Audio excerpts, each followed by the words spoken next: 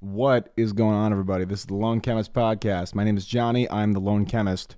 This is episode 22, I believe. And so I'm not the Lone Chemist today. I actually have another chemist here with me. It's my friend Tyler from graduate school. Say hi to the people, Tyler.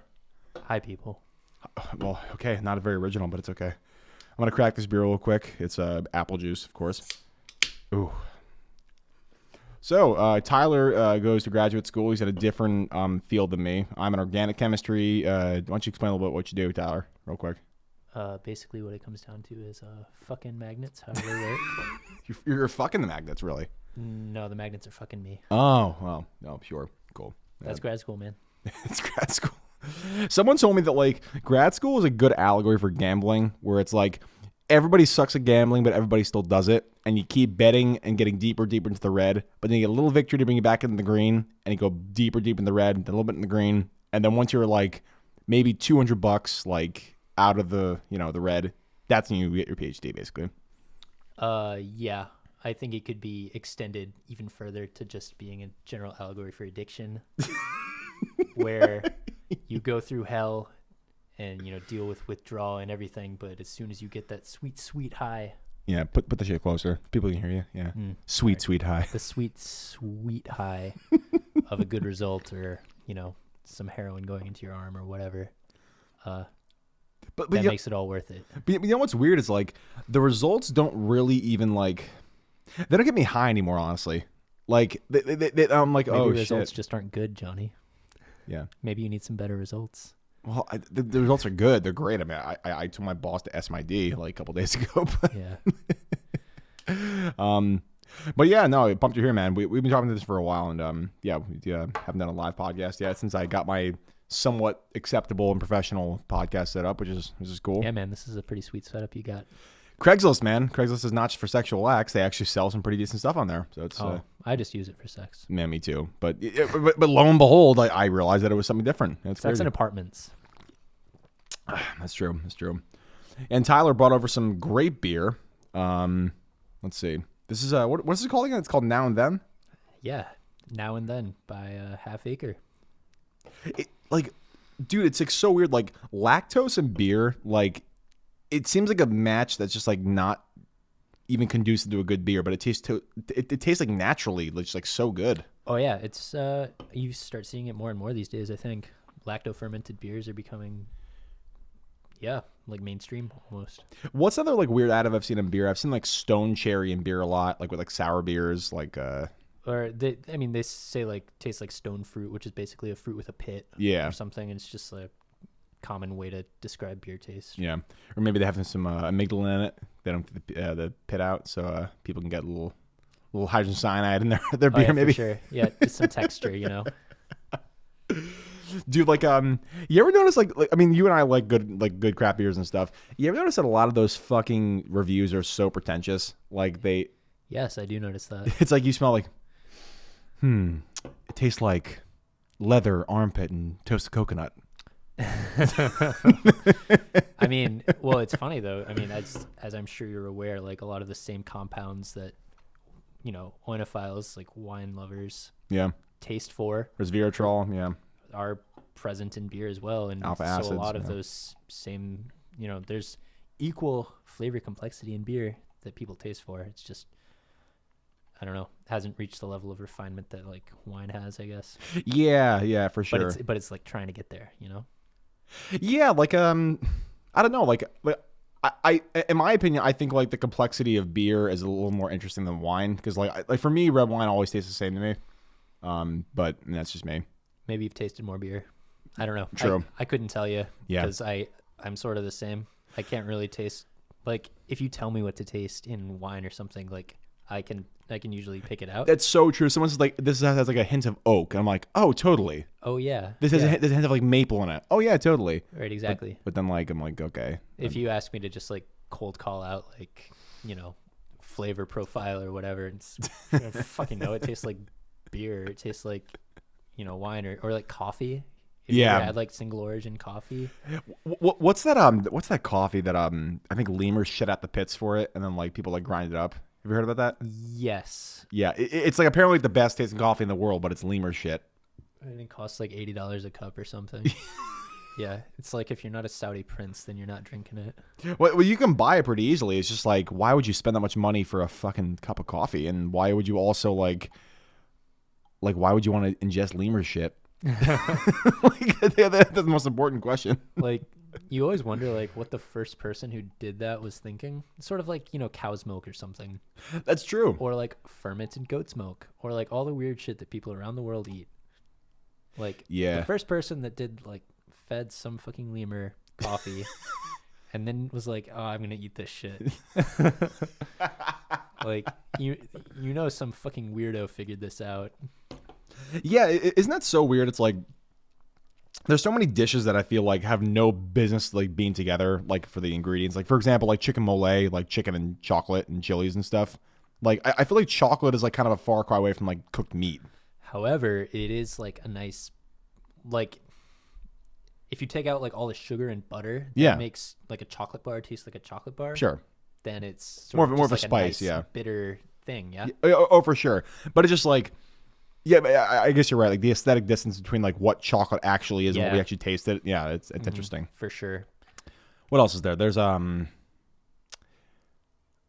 people are drinking like aloe now, which is like, I mean, that's basically like just like gel in water. They put like aloe in water? Well, so like they take the aloe plant, they cut it open, they basically like they drink the fruit of the plant, let's say. Oh, I feel like I've seen this at Whole Foods or some shit. Yeah, actually it tastes pretty good, and like actually I use it like it's good for absorption of nutrients post workout is what I've used it for. There's a big tub of it in my fridge actually. Oh. But like, who was daring enough to be like, I'm gonna drink this shit? Especially when they're like, look at this spiky ass plant. cut it open. And also, like, I mean, like people back then, like they had to know like amanocillin, like all the death cap mushrooms and shit. Like they had to be pretty daring to eat a plant out of the wild.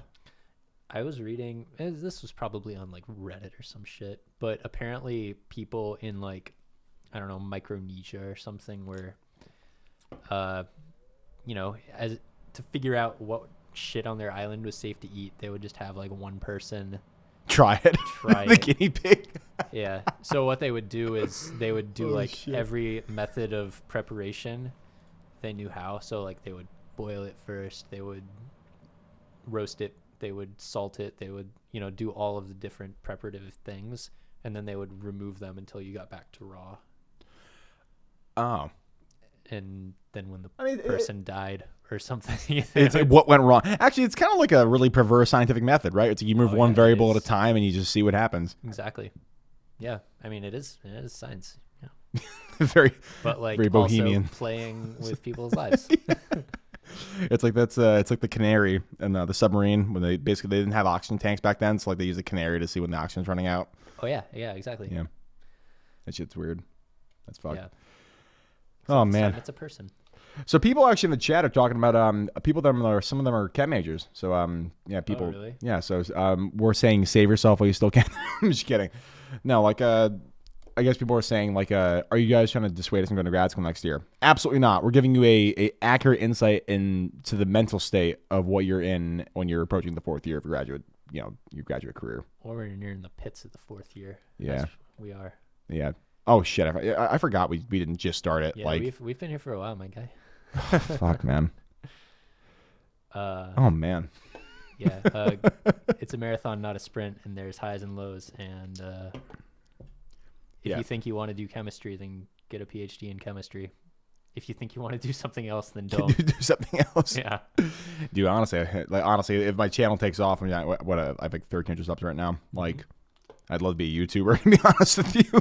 Like, they make great money, man. Like, but I mean, I started this for like a hobby. I'm not trying to get money out of this shit. Like, I rather just like have fun with it. Yeah. Because I feel like there's also like a sadistic part of it where it's like, if you depend on a hobby for your livelihood, it then slowly becomes not a hobby anymore because you're desperate to actually make money off it and your livelihood depends on it. So like I'd like to actually have my career be a career as opposed to like have my hobby be my career. Because like, yeah, I went through the same exact line of thinking. Yeah, I almost went to music school. Yeah. I mean, you're a nasty fucking viola player, right? Cello. Oh, cello. That's right. I knew it was some string instrument. Yeah, but I mean, I was making the choice. But when I was picking colleges, like, am I gonna try to go to music school? And eventually I was like, I really like playing the cello. And I don't want to not like playing the cello. And I got a lot of advice from a lot of people. And it turns out that as soon as, exactly what you said, as soon as you start doing a hobby for a career, it ceases to be a hobby. Which it sucks so much because it's like people always say like, if you love what you do, you don't have to work a day in your life. But like to really love what you do, if you extend that logic, it should be somewhat of a hobby, right? Like it's like a hobby fuels your soul, right? It like actually fuels you to actually do it. But then once you depend on that hobby singularly for your livelihood, then it's like you're a slave to it almost. It's right, kind of, exactly, yeah. It's kind of weird. I wish that shit wasn't like that, but yeah. But now we're life's cruel joke. Life's cruel joke. But yeah, now we're doing chemistry and mixing shit, and I'm probably gonna get cancer in a couple years, but it's cool. Dude, I got a face full of pyridine and methanol the other day. That wasn't fun. Oh, nice. How my balls? My condolences to your future sperm, future kids, yeah, or lack thereof. Well, keep in mind the sterility is temporary. So I mean, it is. Yeah, I think it's temporary. Oh. I don't know Nice. if so I don't know if it's like an actual like potent sterilizing agent. I know that it kills sperm. I'm not sure if it actually makes you sterile though. So Okay. yeah. Maybe that's male birth control. Maybe we solved it. It's like temporarily vasectomize yourself. I don't know if that's a word, but it is. Yeah, to but I guess I'll be shooting blanks for a couple weeks. Yeah, and then methanol makes you go blind and die? Yeah, well, it didn't get my mouth though, so I was good. Okay. Yeah, Nice. as long as I didn't ingest it. Yeah, but don't you absorb it through the skin too, to some degree? yeah, but you actually have to I think you have to pass through your digestive tract to actually go blind. I'm pretty sure because I've gotten methanol in my gloves before, and I know it's toxic to go blind. Okay. Yeah, to go blind, you actually have to ingest it. I believe you have to metabolize it. Okay. So yeah, my friend told me a story about a guy who was driving a chemical truck full of methanol and crashed the thing, got doused in methanol, and was in the hospital for a while, like 36 hours or so. And while he was in the hospital, the doctors gave him 1 shot of alcohol per hour so that his liver was preferentially metabolizing ethanol rather than methanol, until the methanol was just passed as methanol. Fuck me. I don't know if that's exactly right, but basically the guy never wanted to even look at alcohol again for the rest of his life because, can you imagine? Did he live? Yeah, I think so. That's nuts. This is like third or fourth hand anecdote, but sure. Can you imagine? But like as a segue into, can you imagine being drunk, like a shot of alcohol every hour for like 36 on the hour hours in a monitored, controlled way in a hospital? Fuck me. That's fucking shit. Is that your idea of a good time? Because it's not mine. A sorority would be like, I could totally do that, like whatever. And then like 3 hours in, no. Where's that morphine? Let's just end this. Oh my. Crank it up. Dude, I had a Xanax, like, for sure, 100%. That's what I would do. Like, literally, I would just numb the pain. I don't give a shit if I, like, overdose and die. You ever done a power hour? Yeah, dude. Power hours are great.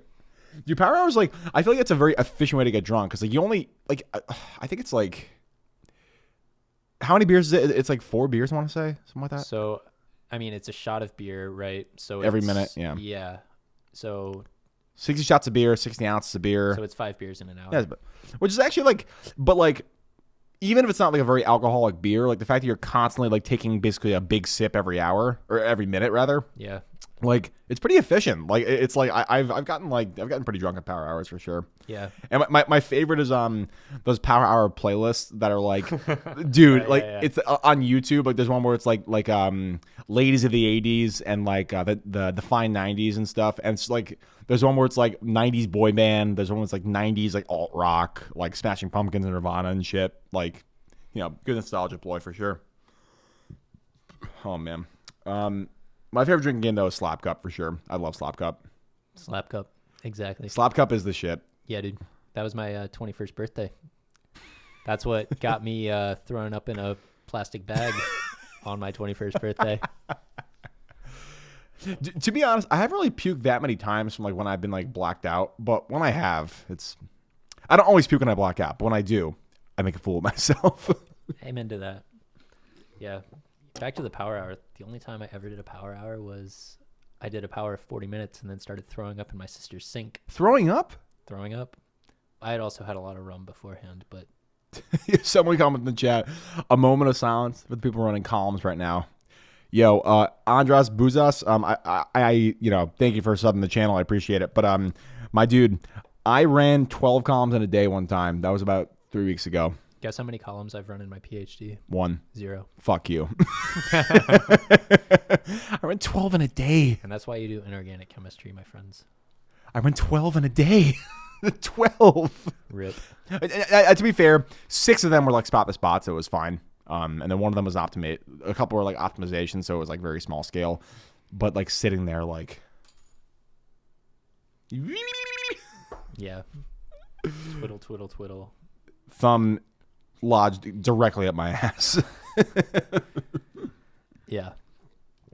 Oh man, what do you think is like what was the biggest culture shock for you going to graduate school? Like aside from the absurd amounts of work and the late nights and like the complete devotion of all your time, effort, and dignity into a place, and the fact that like you're just like being a slave emotionally and physically to somebody else. What was the biggest culture shock for you? I mean, all of that is, aside from the slave part, was kind of my undergraduate experience too. Yeah, for sure. Like yeah, most everyone. late nights. Yeah. Yeah, I worked a lot in undergrad. I honestly had later nights in undergrad than I've had in grad school. Oh, for sure. I have pulled a couple all-nighters this quarter though. Seriously. Oh yeah, I was. Why? Because I was trying to get these fucking compounds out for collaborators, man. Oh, like, man. And also the thing that sucks is like, so I work with a lot of volatile compounds. So pinene, that's like basically a gas at room temperature. Right, yeah. So it's like when you work with that, you can't just like leave it overnight. Like, yeah, fuck it, I'll just like whatever, I'll leave it for in the morning. But no, you can't do that. Yeah, I sort of stopped doing all that stuff after I qualled pretty much. Yeah. Culture shock. Well, my first year I lived alone, and that was weird, actually, because I Really? lived with a lot of roommates beforehand. Really? I didn't really maybe fully appreciate how much I relied on the people I lived with. Sure. Yeah. I mean, to be honest, like you probably had like some good roommate experiences in college and stuff, and like living with people they actually liked. Yeah, I lived with my best friends. Yeah, I have my friends too, but like I also have some fucking derelicts. Like my first year in college, I lived with a drug dealer, and I lived with a guy who he's a weird guy. Whatever, I won't get into him. But like second year, I lived with guys who get in fist fights over sports stats. you laugh, dude. You laugh. Yeah, but, I do. But and then like my last years, I lived with like friends and stuff. But like basically, the times that I was least productive in college and stuff is when I had to share where I sleep with someone like I'm not dating or whatever. Like I'm fine with living with people, but I do not want to share where I sleep. Like that whole shit with like bunk beds or like 2 beds in the same room. Like no, like none of that. I wouldn't catch me dead in like a dorm or something like that, or like a single room like with 2 couple beds. Yep, that was. Yeah, I had a single room my junior year, but every other year I was living with a roommate in the same room. I hate that shit. It was an experience that I am glad that I'm done with. Yeah.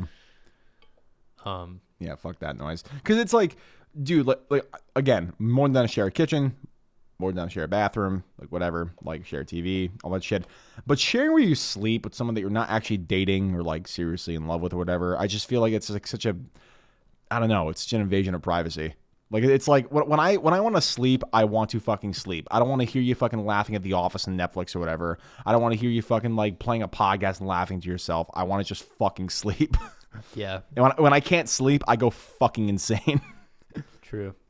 Yeah, my my first and second year of college, my roommate was going through some stuff. Oh, really? Yeah, so his sleep schedule was actually completely reversed. He was nocturnal. Yeah, and there was a lot that was driving this, but he wasn't like taking good care of himself and all that. Yeah. Anyways, he's like a really, really good StarCraft player. And he would spend his nights, when normal people were trying to sleep. Or study if they're like, whatever. Yeah. usually sleep. Yeah. Playing StarCraft at like 180, actions per minute, like on his mechanical loud ass keyboard. And yeah, we had some tension, but I was a very tolerant roommate. Yeah. Probably a little too tolerant. Dude, if someone was like clicking on their fucking keyboard like that late at night, I would be. Oh man. I can fall asleep through a lot though. Really? Mm-hmm. Dude, that's a problem for me because like I can, once I'm asleep, I can sleep through anything, but falling asleep in an environment is difficult for me sometimes. That'll do it, man. Yeah, so I probably wouldn't have liked your roommate too much if I lived in the same room. No. But I mean, we had our problems. Yeah, for sure. But yeah, so let's talk about that a little bit. So like you're a pretty big gamer. And like, we talked a little bit about video games here and there and stuff but you've kind of been like a PC master race like gamer for a while, haven't you? Oh, I don't get so snobby as that. I'm just kidding. But... Yeah. I also hesitate to call myself a big gamer. Like, I enjoy video games, but I don't play as much as I might seem. Well, it's like, from how much I talk about it. Sure, yeah. And also, like, you built your own PC, which is like kind of like a hallmark of like a big like gamer. Oh, like, yeah, sure, yeah. Yeah. I see where you're coming from. Yeah, you know what I mean. But it's like, I love games too, but like, I either have a lack of knowledge with like IT or putting together a PC, or I just don't have the desire to do it. But oh, sure, yeah.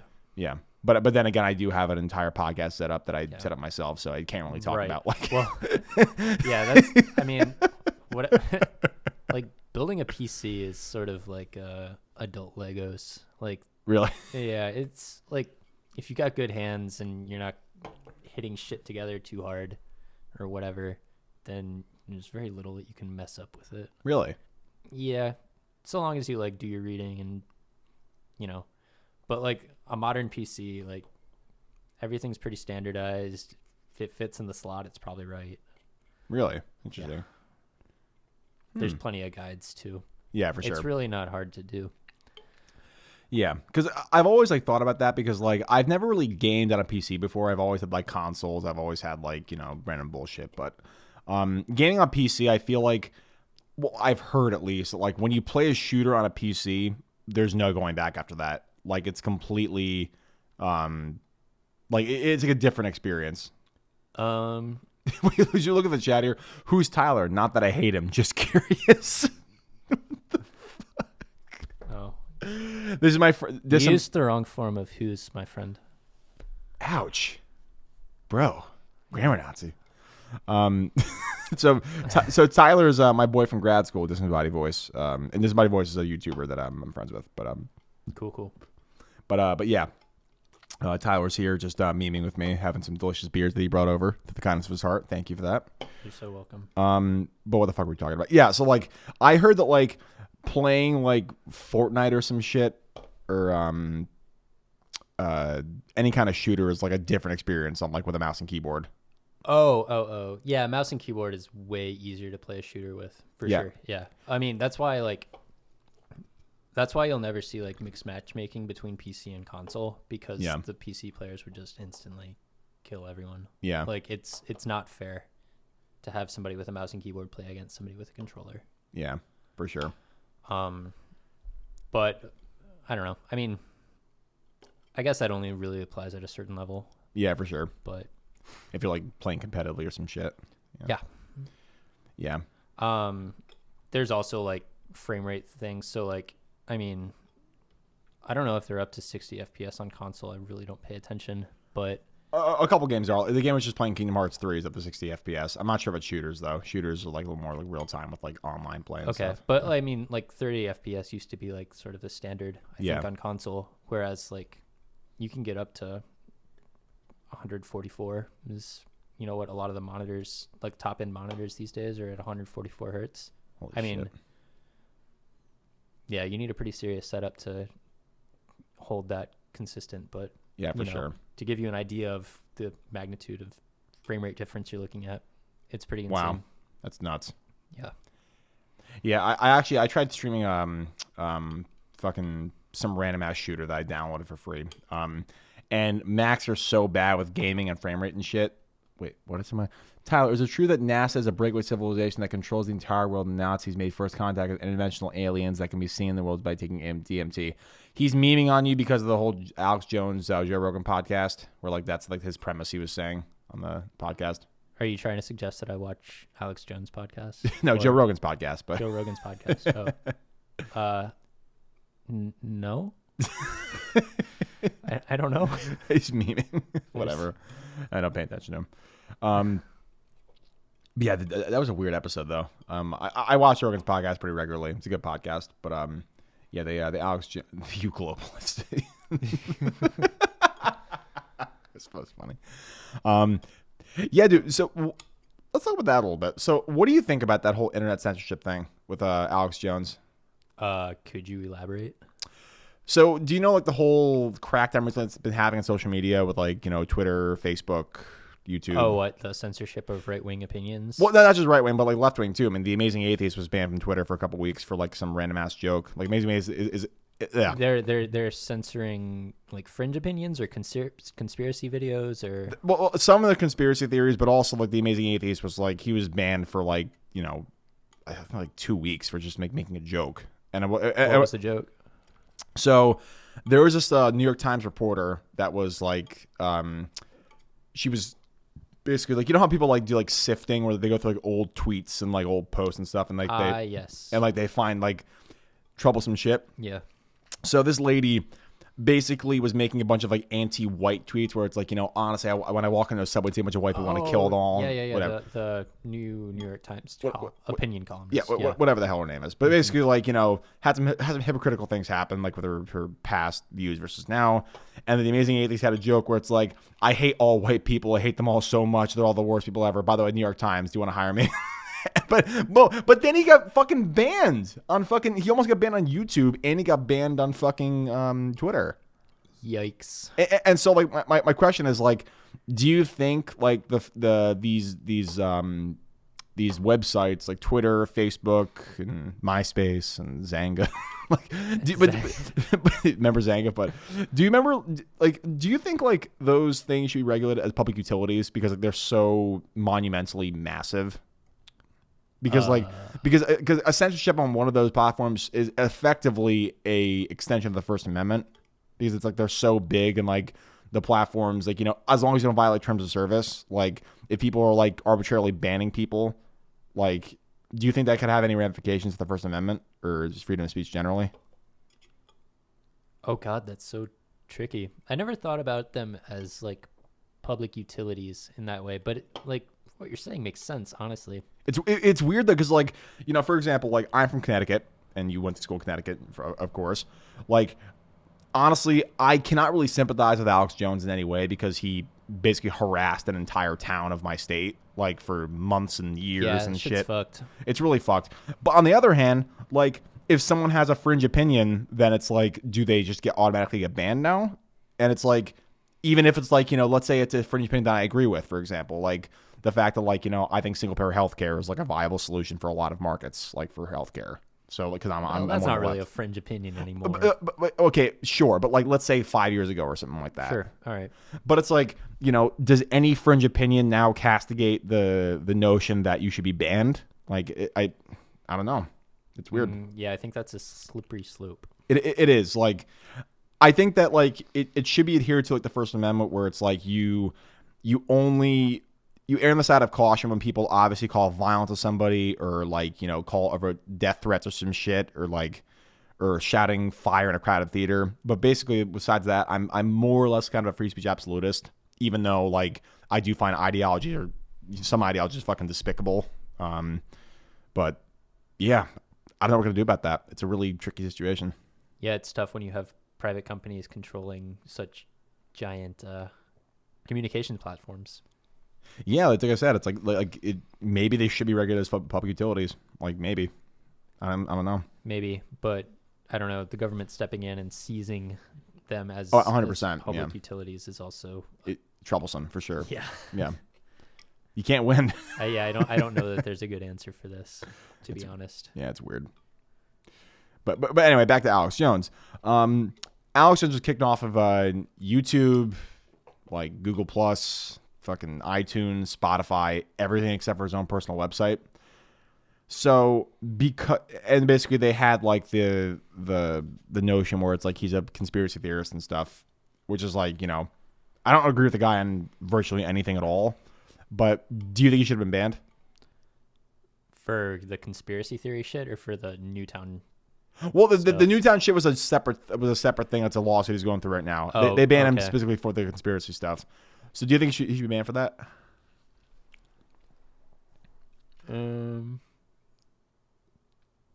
Well, I definitely think that it's within Twitter and YouTube. 100%. Right. But, can they? Absolutely. But should they is like a different question. Where it's like, if things aren't directly violating terms of service, but they're just conspiracy theories that are like idiotic and like, people are actually buying into them and stuff.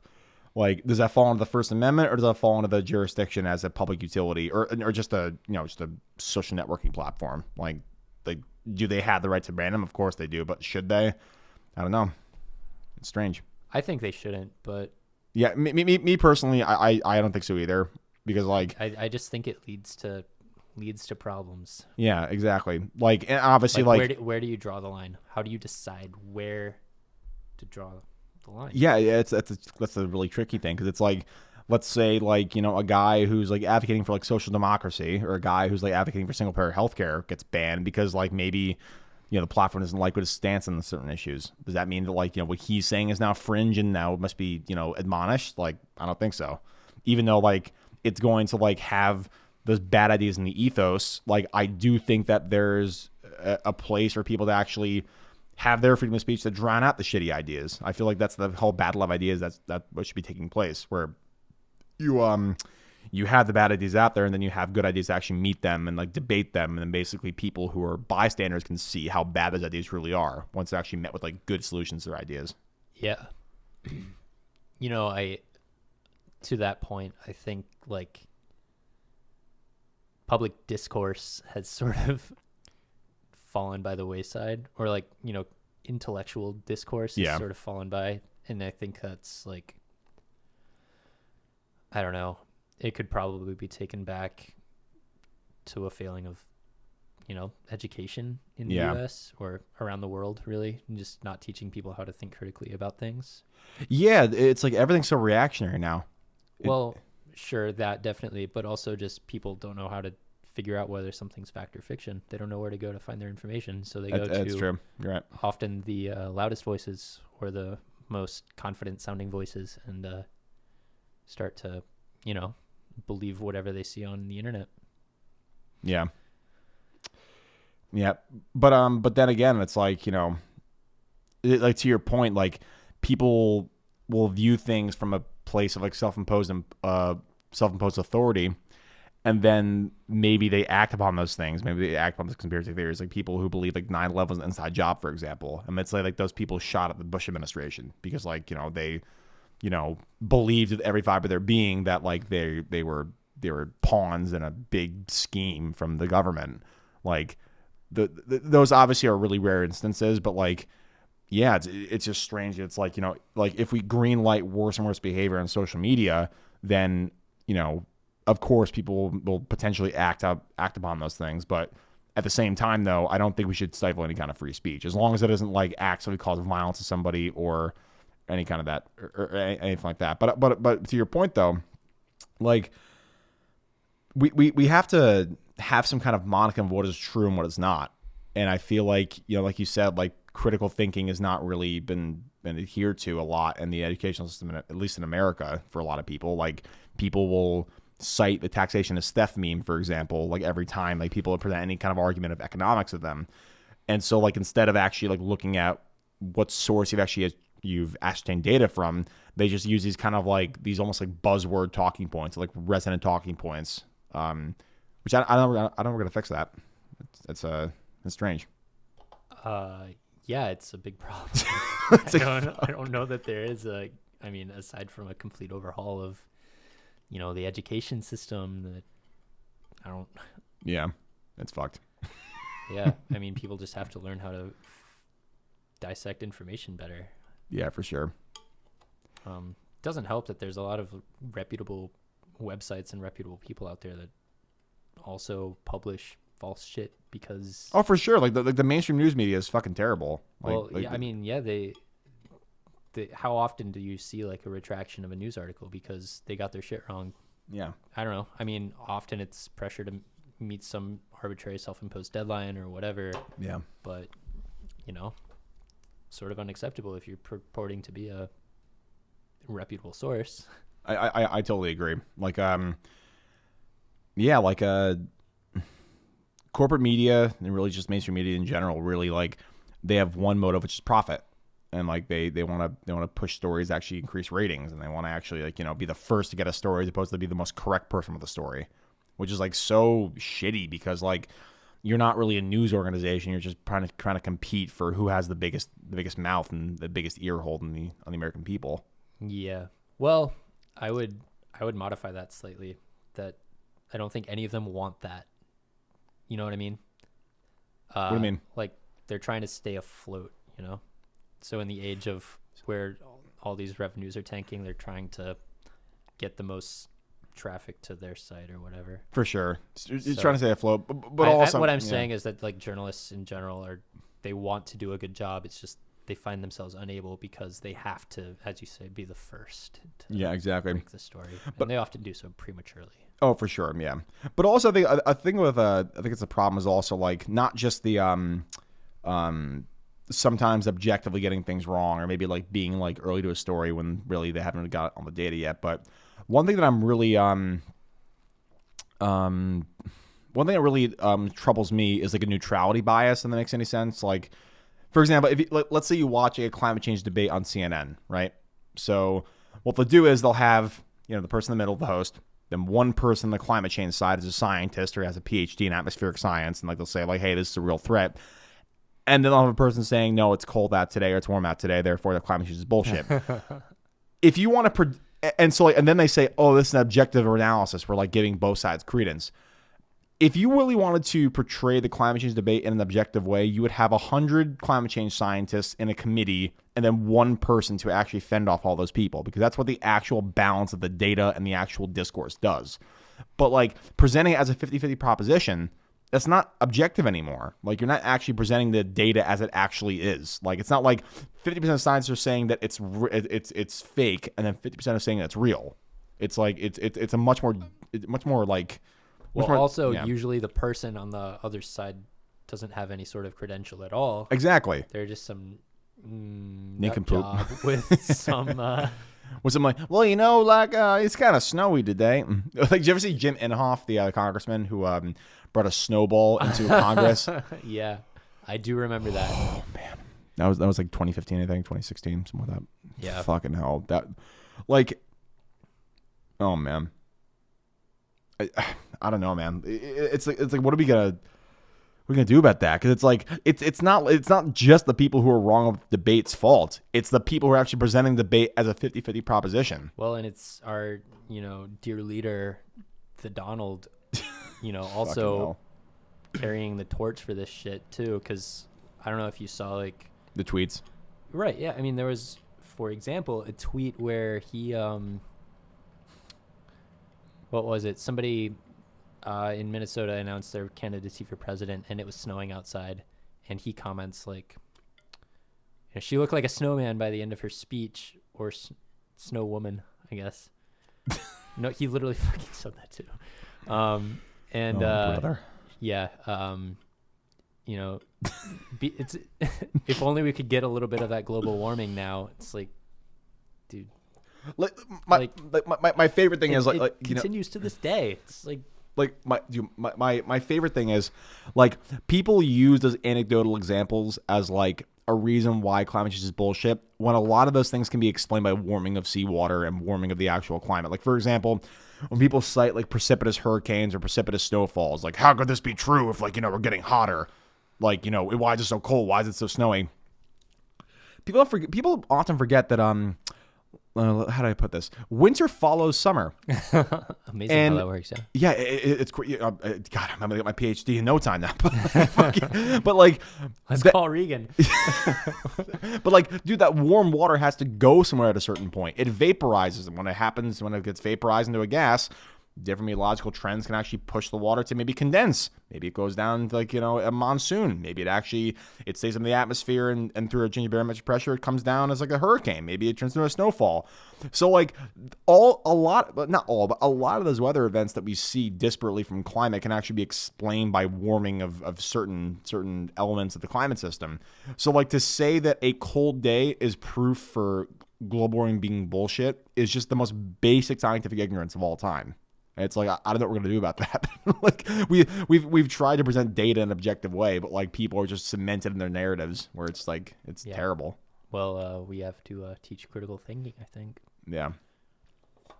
Retweet. Oh man. Switching gears here a little bit. Let's talk about Avengers 4. Which one are we on now? We just saw Avengers 3, right? Yes. Infinity War. Infinity War was 3. Infinity War was 3. Okay. Yeah, so there was Avengers, the Marvel's The Avengers. There's Avengers Age of Ultron, which I wasn't a big fan of, but it's fine. It's watchable. I never saw it. Really? Really, really. I thought you were like a Marvel fanboy, dude. What the fuck? I'm not a Marvel fanboy. Really? I just enjoy the movies. All the right. ones that I see, I enjoy. All right, before we get on that, what is your favorite Marvel movie? Oh, God. I really liked Spider-Man Homecoming, I think. Really? Yeah. Interesting. That's something that answer you hear often from like people that love Marvel and stuff. Like I like the movie a lot too, but like I think my favorite is probably either Infinity War or Civil War. I like both of those. That's awesome. I liked Infinity War. I love Infinity War. I thought it was genius. And you saw my video essay, quick plug. I talked about like Thanos as a villain and like basically his a representation. Yeah. Mm-hmm. But yeah, and also I love the Captain America Winter Soldier. I fucking love that one too. That one's fantastic. Yeah. The problem is I've only seen these once, so I only saw Civil War once. I only saw Winter Soldier once. I think I saw Civil War with you and Becky, right? Yeah, probably. Pretty sure, yeah. Yeah. So I mean, I don't know that my thoughts on those are super well developed. Sure. I do remember laughing my ass off a lot at Spider-Man Homecoming. Oh, it was really funny. It was a very funny movie. The only thing that really pissed me off with that movie was the product placement. I don't mind that. Okay, but like if you do it in a quiet way, for lack of a better term, it's fine. But like if the model of the car you're having a propaganda for is in the script of the movie, and you bring up the owner's manual for said car, and you're like, "Ooh, look at all these features in this car!" Like in the fucking movie. Like I get it. Like movies cost money. At a certain point, it's humorous. Oh, for sure. Yeah. At least that's how I saw it. Yeah, for sure. It was kind of cringe, but I will agree that like it was almost like breaking the fourth wall almost. Yeah. But so from a taste perspective, I'm sort of fine with it, but okay, sure. I can see like breaking the fourth wall being like, don't fucking do that shit. Well, no, to be fair, I love breaking the fourth wall in movies. I love Big Short. I love Vice. Those movies break the fourth wall every fucking 5 seconds, which we can talk about Vice in a little bit, but I've never seen it actually. It's fantastic. I loved it. I'm a huge Adam McKay shill, massive Adam McKay shill. Yeah, I need to catch up a lot on recent movies. Have you seen The Big Short, by the way? Yeah, I saw The Big Short. I love The Big Short. But it was like that was like a recent effort to catch up with 2017. Was that when it came? When did it come out? 2015, bro. Oh shit. Okay. Yeah. See how far behind I am. God damn, dude. Yeah. I mean, I'm not like chronologically behind, but you get my point. I'm still catching up on 2015 movies. So. There's a great YouTuber called Your Movie Sucks, and basically he makes like sees like every single movie from a certain year, and like 3 years after the fact, he'll like make a video about like the best movies of 2014, and it just came out like last year or so. So, yeah, it's pretty good. Good shit. All right. Well, yeah, I'll check it out. Yeah. Maybe it'll help me figure out what movies I need to see. Yeah, for sure. But anyway, all right, let's talk about Infinity War though, or just Avengers 4. All right. I think I know what's gonna happen. All right, tell me. All right, spoilers for everybody. Spoilers. Have you seen Ant-Man and the Wasp? No. Okay. Do you know the post-credit scene for that? No. Describe it. You sure? Yeah, go for it. Okay, basically what's going to happen. All right, well, I'll say what happens to Ant-Man and the Wasp. So The movie has no bearing on the Marvel Universe, and it's a waste of time. The only thing you need to see is the fucking last 5 minutes in the post-credit scene. Okay, sweet. Perfect. Very cool. Love to hear it. The post-credit scene basically is like they make a quantum tunnel. But it's not like a quantum tunneling effect, like, we understand quantum mechanics. It is a literal. I don't understand quantum mechanics. Well, no one does, but right.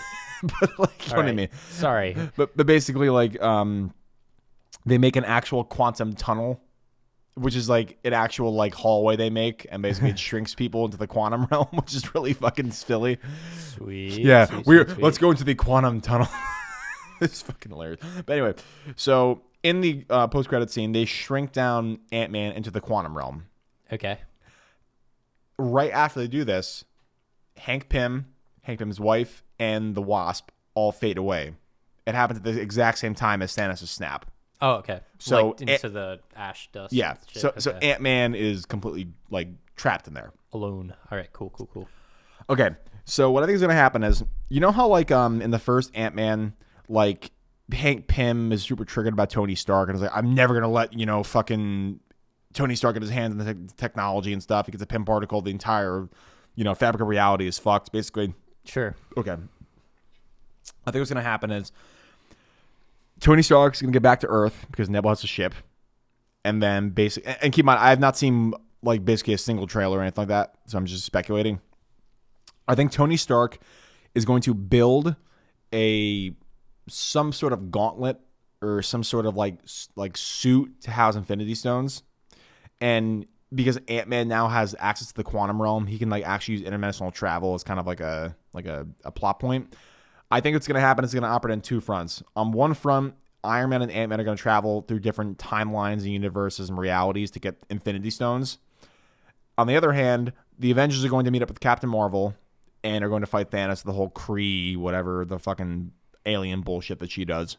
Okay. And basically, it's going to be a buddy cop movie for one part of the movie, and then like Paul Rudd. Paul Rudd and RDJ, which would be hilarious if they did that. I sincerely hope that happens. Because like Paul Rudd and RDJ would be the funniest fucking pairing ever.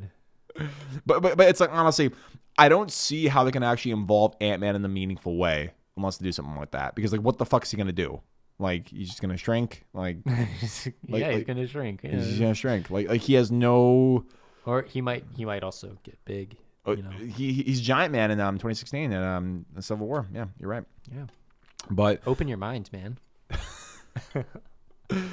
But yeah, I don't see any other scenario where like Ant-Man's actually relevant as a character if they don't do something like that. Because like, why else do they have the bid where it's like, I will never let Tony Stark get his hands in this squawk. And also like Ant-Man's trapped in the quantum realm, so like how are they actually going to use him in a meaningful way if he's still trapped in there? And also Tony Stark is like trapped in space. Yeah. Or some shit. Yeah, like I feel like he feels somewhat responsible. Well, I mean, that's somewhat. He feels very responsible for what's happened to like all of his friends and stuff. And so like, he's like, if I were to guess, he's gonna be the linchpin for like actually enacting the fate upon Thanos, so like getting everything. Well, he's always been the linchpin, hasn't he? For sure, but like I'm saying morally, like he, having Spider-Man fade right in front of him, like that was like the last straw where it's like, this is completely my fault. That was like, my literal son died.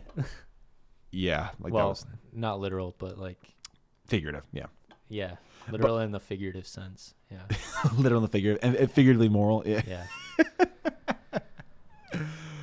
Oh man, but yeah, like I'm so excited for that movie, man. I literally cannot wait.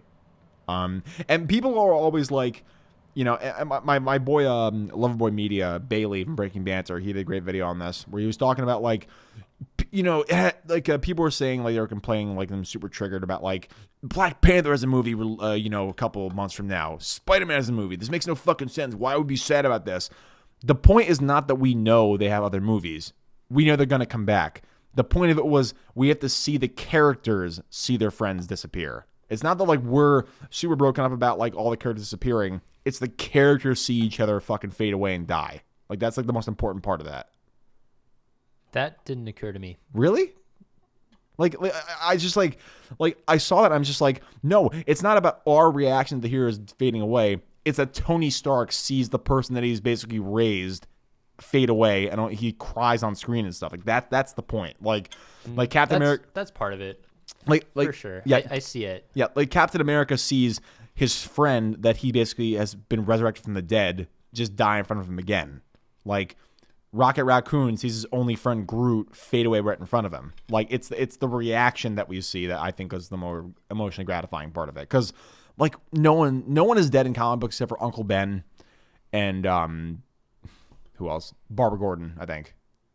That's pretty much it. Yeah. That I definitely get. But I will say, like, sitting in the theater watching Infinity War, I had like a visceral like reaction to watching this, and it was not just like empathy for the characters. It was also like, oh, holy shit, God, T'Challa, fuck. Yeah. I remember like I think you saw like opening night or something, or early on at least. Yeah, you saw it on the Friday. I think it opened on Thursday. You saw it on Friday. I saw it on Saturday. Yeah, okay. I saw it after you. I texted you. I'm like, don't tell me anything about the movie. Tell me how it is. And you said like, I was triggered. Triggered is a good word. Oh man, that was But yeah, I'm more excited for Endgame than I have been for any other Marvel movie ever. Because like there's no turning back from shit. And I think that's something that's really interesting is like everything that's happened in Infinity War, it's universe wide. So it's like not just the Avengers experience that they experienced, the entire world did. So I love the post-credit scene where like you see people disappear out of their cars. You see like helicopters crashing and shit. It's almost like, you ever seen The Leftovers on HBO, for example? No, but I know the premise. Yeah, basically like 3% of the world's population disappears for like no reason. Yeah. Like we have so much emotional mileage we can get out of that. Like we can see the entire world be desolate and empty because half the world just is gone, which is like, that's such a cool premise that like Infinity War felt like the first important Marvel movie to me. Like it had like a statement and it was like a thinking man's movie as opposed to like just like, memes and action for like 2 hours or whatever. No, don't agree. I see it. No, I do. Yeah. It took me a second to digest that. All right. Well, good. Yeah. No, I see where you're going. Yeah. It's like usually like, at the end of the movie, it's like, oh, we found like, 4 of the 5 Dragon Balls. We need the last one. Like, and then we're going to fight Thanos and shit. But like with this one, like having him like end that movie with like him just like looking back on like the world and sunrise, like he told to Doctor Strange, and have him just smile. And that's the end of the movie. It was a pretty fucking brave move, to be honest with you. Because like that's like a pretty dramatic ending for a fucking comic book movie. Oh, yeah. I mean, also like killing off half your people, like yeah, bold. Yeah, super bold. Yeah, and then like of course like Thanos as a villain, like actually having motive and things that make sense. Like, dude, that was so good. Fuck, yeah. Like this is like actually a good villain. I made a 20-minute video why he's perfectly written. Oh man, it's like the thing is like you can't really call Thanos evil. Like he's definitely misguided. Like he's. Like, and the point that I make in the video is like he's a misguided like zealot, like a misguided religious extremist, where it's like he believes that what he's doing is completely correct and everyone else be damned for it. And like he thinks that he's the one making the true sacrifice of everybody because he's the one that has to go through the emotional turmoil. But really he's a monster and has to be stopped from an objective sense. But like in his own mind, like that's the hallmark of a good villain. A villain is somebody you can actually relate to and actually like see where they're coming from. And it's like, actually, Ontavius made a good point in the chat. He's evil, but like he doesn't mean to be malicious. Like he has respect for all the heroes in the story. Like the only time he actually directly kills somebody is when either someone gets in the way of his plan or tries to kill him. Like with Loki or with Gamora, has to sacrifice her and stuff. Sure. Every time when he gets the stone, he's like, "Thank you," and just leaves. Yeah. Like, well, I think kills everyone. Well, for sure. But I'm saying like. His goal is what's like most important. It's not like, ha ha ha, you evil boy, you challenge me, you will die. Oh yeah. Yeah, which I really fuck with. I just, yeah, like Thanos was like the sickest fucking villain. Like, and that's not even like talking about like the CGI. The CGI was incredible for Thanos, which I don't know how they didn't win the Oscars for visual effects. That was pretty crazy. I don't know what one instead. First Man. The Moon movie, which honestly I like the movie, but I don't know why the fuck that one for special effects. I had no idea. No, I didn't see it yet. It's good. It's not like his Whiplash or fucking La La Land from Damien Chazelle, but Oh, it's the same. yeah, Okay. it was kind of a far cry from his original films. Like he's been like very into like depicting like troubled artists or like yeah, you know, I mean it kind of fits into this whole mantra of like, you know, the ambition and like chasing greatness, which is like Sure. a big thing with Neil Armstrong, but yeah, the only thing that really felt Damien Chazelle to me with that movie was like the last scene on the moon, where like they're actually on the moon. But spoiler alert, they get to the moon. Oh, really? Are you sure they don't just get to a studio in Hollywood where? Oh shit. Oh man, what movies you looking forward to in 2019, bro?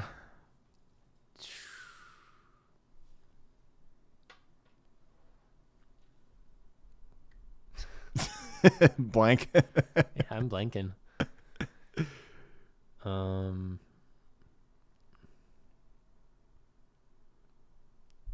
Dude, what's even coming out in 2019? Well, my big one is Tarantino's new movie, the Once Upon a Time in Hollywood with Brad Pitt and Leonardo DiCaprio. That's gonna be fucking sweet. I can't wait for that. That sounds like a movie that I will definitely see Yeah, in theaters. the new John Wick, I'm really excited for. Like John Wick is gonna be awesome. I love John Wick. Those are great action movies. Dude, they're a guilty pleasure, but they're like a quality guilty pleasure. It's like the action in those movies is awesome, and like the plot is so ridiculous. They kill his dog, so he gets really fucking pissed, and he literally does gun fu like at people and shit. You ever see Mission Impossible Fallout? Dude, Same idea. Yeah, just like guilty pleasure action. but like it's a really well made guilty pleasure. Like yeah. like Fallout was like a really impactful fucking action movie. Like that movie was like the stunts they did were incredible. Oh, like, yeah. like viscerally, like just like hit you in the stomach. Like Tom Cruise like actually jumping without wires like between roofs and shit. Like God, like is he gonna die? Like holy shit. Like, it's not is he gonna die? It's when is one of these things gonna fucking kill that dude?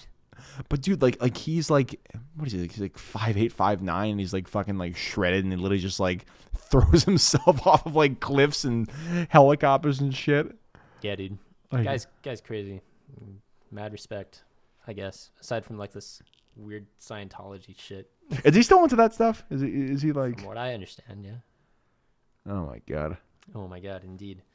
But yeah, I mean, yeah, I totally get like the guilty pleasure action shit. Yeah, I love that John shit. Wick. Yeah. Yeah, John Wick's awesome. Plus Keanu Reeves, like, it's just like, What's not to love? Yeah. like I feel like the fact that he's so bad at acting is like, It's almost endearing. it's totally endearing. You're absolutely right. Like, but you know what's weird is like a lot of those bad actors are actually pretty good actors. Like fucking Nicolas Cage, for example. Nicolas Cage was in Leaving Las Vegas and won an Oscar, and he won an Oscar before Leo DiCaprio did. But like, and then like he like just started like just doing shit movies like over and over and over again. And he's actually a quality actor when you actually like give him a decent role. There was a movie that came out this year. I don't Mandy. know- Yeah, did you see it? Yeah, What do you think? I never saw it, but my friends were nuts. raving about it's it. it is the strangest film I've ever seen in my life. Yeah, that's what they said too. And they told me like, Tyler, you gotta watch this movie. You're gonna fucking love it. Yeah, I think you texted me about it, and like actually we're gonna go see it together, but we just got busy with school and shit. But like, dude, like that movie was nuts.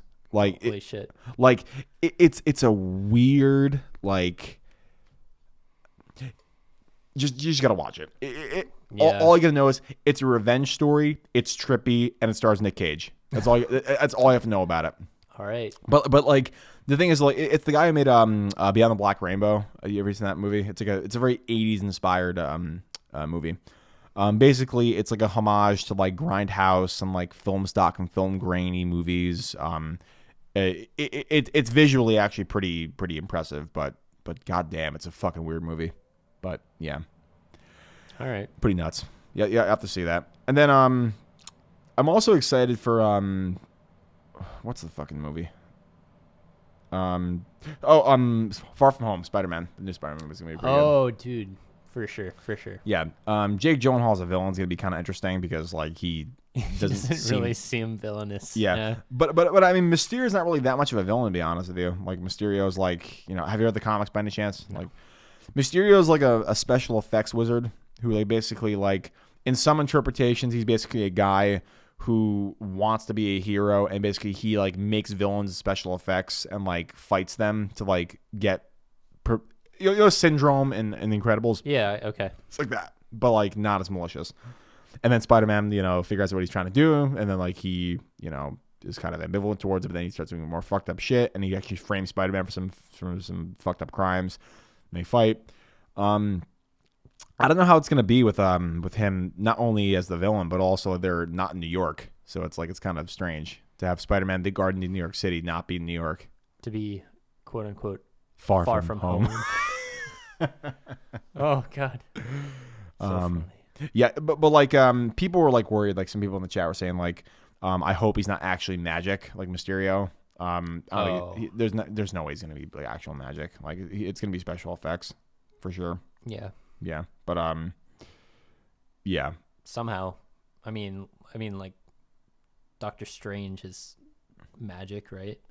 Well, he's an actual like sorcerer. He's like a wizard. But okay. Okay. Yeah, but I'm saying like in the story, he's like not actually a magician. He's like he's a special effects artist and like makes all like that's what you're saying. He makes all like the big ass like monsters to fight like himself, which is like that's how he like becomes like a hero to people, I guess. Okay. Yeah. But yeah, that's gonna be good. I'm excited for that. Yeah, and the new Rian Johnson movie, I think it's called Nines Out, I want to say. Daniel Craig's the lead, and I love Daniel Craig. He's a badass. He is a badass. He's such a badass. I don't know whether I love him.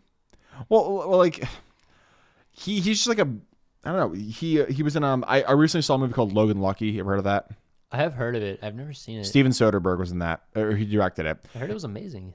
Dude, he gave the fucking craziest performance ever. He put like a hick. Like yeah. Dude, nuts, absolutely nuts. Like he was like really really good.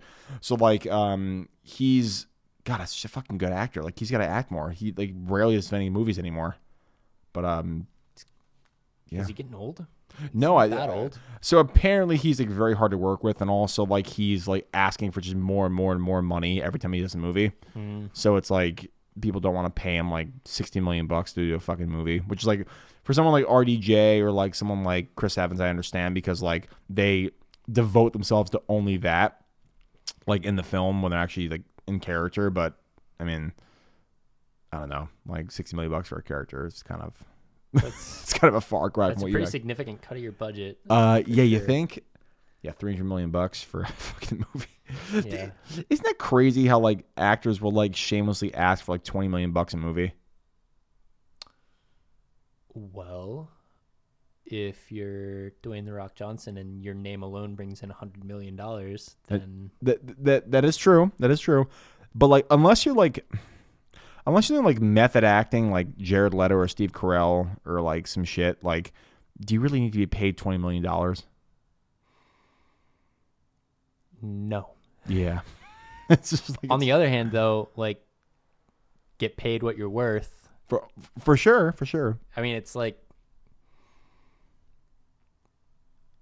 I heard an episode of, I don't know, maybe like Planet Money or something recently, where they talked about how LeBron James has been underpaid on every team he's ever played for because for the value he brings. The value he brings, yeah. Interesting. Yeah, but they literally cannot pay him enough because he brings that much value to a team. There you go. Yeah. Like they would have to go over the cap to pay him and the rest of the team. How much did you get paid for last season? Do you know? A lot, but like it's a shadow of what he gets paid for endorsements. So yeah, true. God damn, he has so much fucking money. Must be nice. Must be nice. Then again, guy's really good at basketball. He's too good at basketball. Like people were saying that like Steph Curry is gonna like overtake him. I don't know, man. Like fucking LeBron James is like. I mean, they're different. they're so different players, but like in terms of like the prestige and the actual skill of the game, like I don't know, LeBron's kind of unfuckwittable. Like, yeah, dude, I mean, first of all, Steph Curry has to have a very long career to, match it, and like, there's nothing guaranteed in sports, Yeah, for sure. People like get super triggered about the whole Michael Jordan versus LeBron James meme. Where like, Oh yeah, sure. Yeah, they get super triggered. The greatest of all time. Tell me when he has fucking like this many fucking championship rings. Brr. I don't know. I think it's a weird thing to get triggered about. My sophomore year of college, people get in fistfights over fucking sports stats. That was fun. That was a lot of fun. That was great. Oh yeah. College. People just screaming at each other about the fucking. He's the best fucking defender. No, he's fucking not. Like, what the fuck are you talking about? Like, Jesus Christ. Just that's what I live with. Yeah, that was fun. Fuck already. Fuck. Oh man. Oh shit. Well, I don't want to take too much of your time. So, any other topics you want to bring up before we end this bad boy? No. Okay. All right. All right. Well, this has been the Lone Chemist Podcast, episode 22. This has been Tyler. He'll be back. This has been an awesome episode, so we'll definitely do this again sometime soon. We'll do some nice beers and chill sesh. Yeah, dude, for sure. Lactose beer, bro. Cheers to Half Acre. These are empty. They're empty. All right. And with that, we're out of here. Peace out. All right.